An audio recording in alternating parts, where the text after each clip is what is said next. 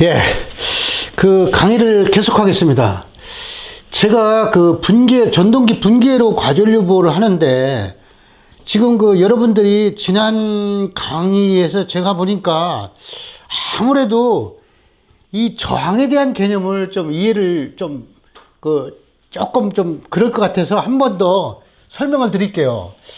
자, 이게 이 저항 온도 계수를 적용하는 이 공식은 기사 시험 문제도 나오는데 잘 나오는 문제예요. 그러니까 이 공식은 모르는 사람이 없을 거예요. 그러면 예를 들어서 이 D를 90도라 그러면 뭐예요? 요거는 20도씨에서 저항 온도 계수잖아요. 그죠? 요거 여기 집어넣으면 되는 거예요. 그죠? 자, 그런데 제가 여러분들 저 앞에서 지금 뭐라고 그랬냐면은 49쪽에 보시면은 최대 단락전류하고 최소 단락전류를 계산하는 조건을 갖다가 설명을 했었어요. 그 49쪽에 보시면은 맨 위에 보시면은요, 최대 단락전류를 계산할 때는 뭐예요? 선로의 저항 RD는 도체의 20도씨를 적용한다 그랬어요. 즉 얼마예요?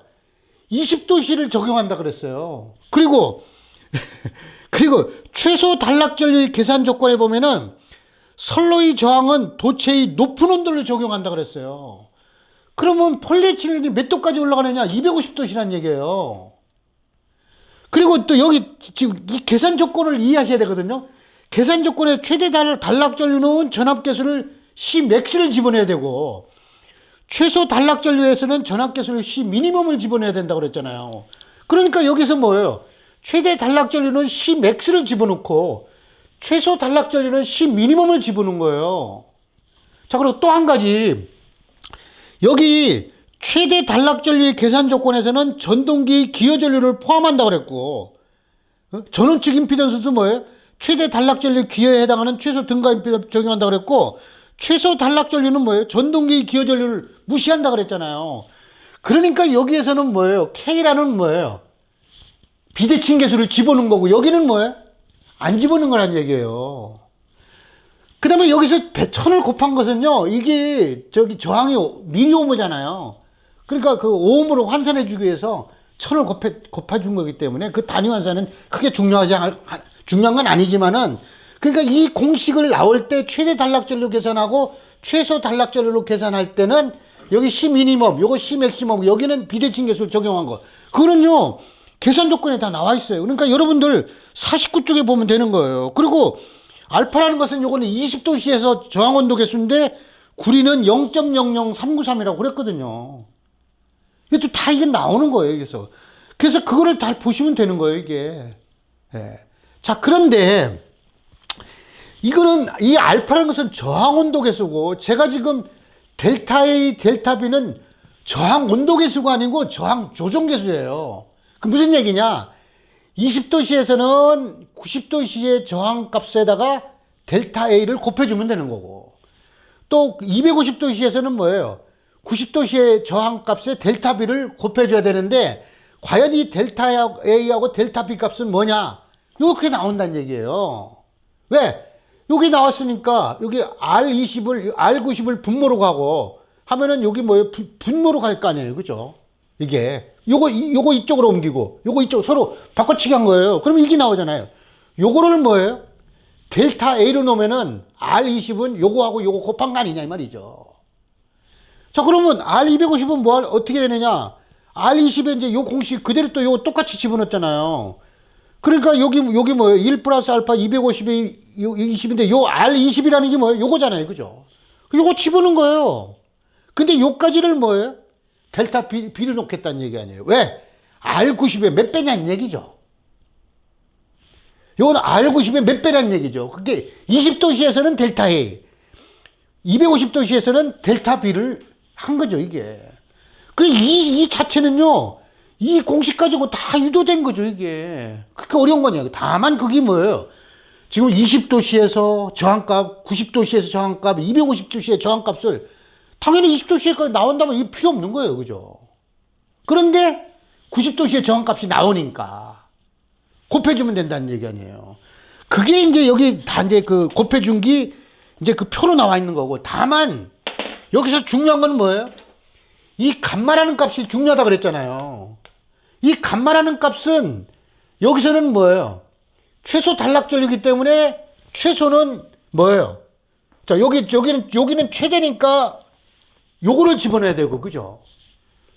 최소니까 요거를 집어넣어야 돼. 델타 B를 집어넣어야 된다는 얘기죠, 이게. 이 값을 집어넣어야 된다는 얘기예요. 이거를. 그거만 차이예요. 그 여러분들 이렇게 책을 보면은요, 여기가 달라요, 이게. 이게 왜 다를까? 요거는요, 언제 적용하는 거예요? 요거 최대 단락절 요구할 때 집어넣는 거고, 요거는요, 최소 단락절 요구할 때 집어넣는 거예요. 저항은요, 온도가 높으면 저항값이 커지잖아요. 그 이유예요. 근데 또 한 가지 있어요. 또 한 가지.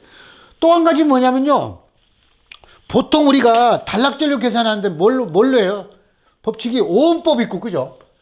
오음법 있고, 퍼센트 임피던스법 있고, 그 다음에 피유법 이렇게 있잖아요.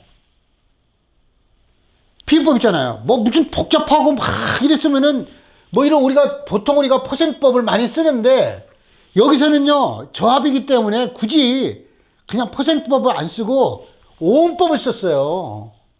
그러니까 전부 다 오음으로 나오잖아요, 이게. 단위가. 미리오음으로 나왔잖아요.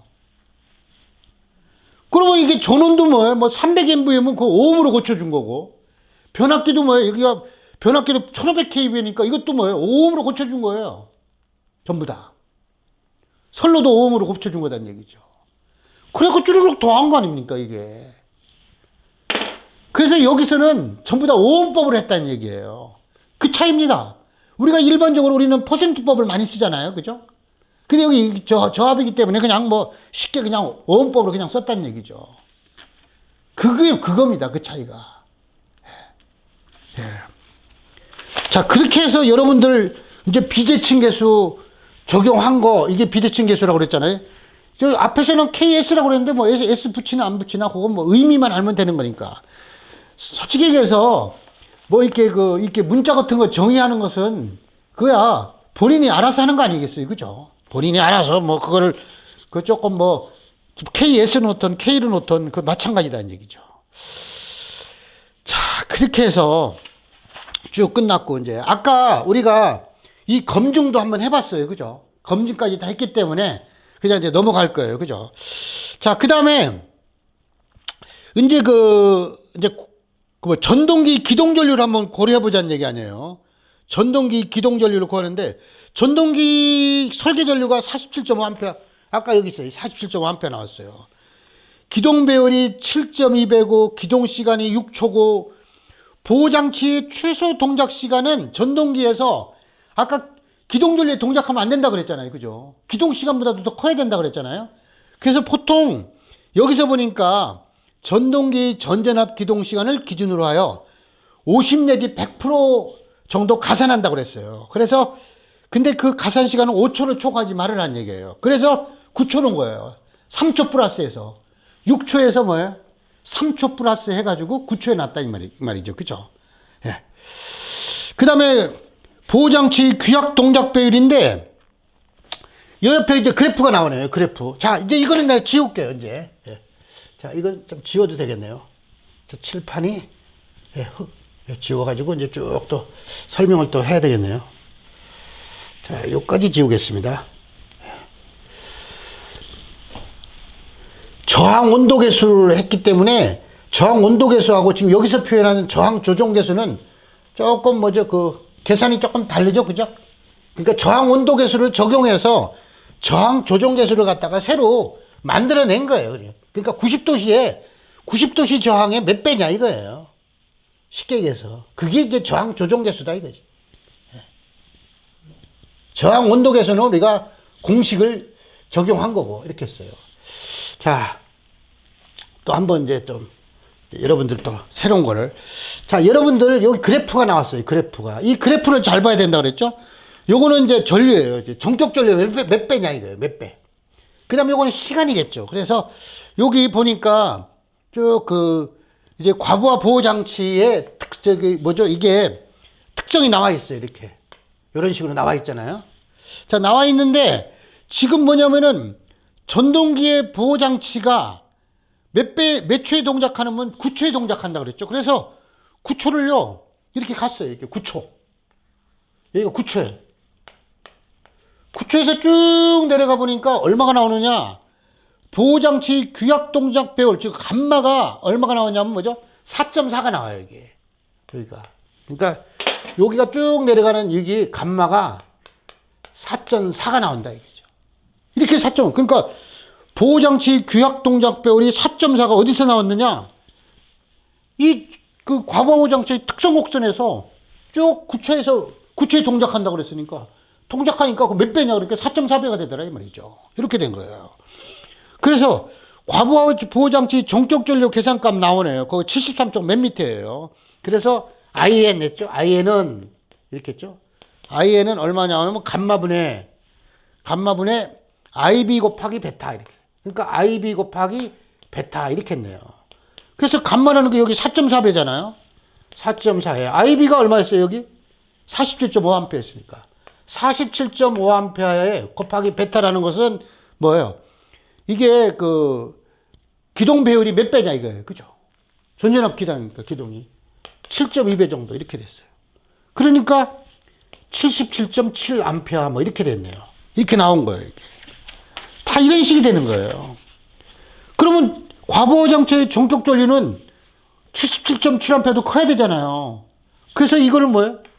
80A 선정한 거예요. 아까는 여기서 50A 선정했었잖아요. 그 50A 가지고 안 되는 거죠. 그러니까 과보호장치 전격 전류. 그러니까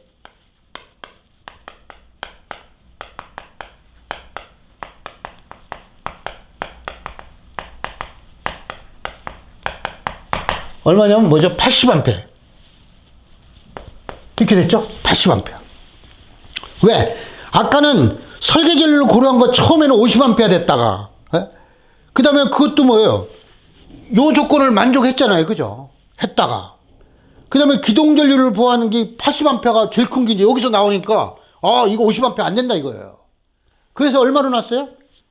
80A로 놓은 거예요.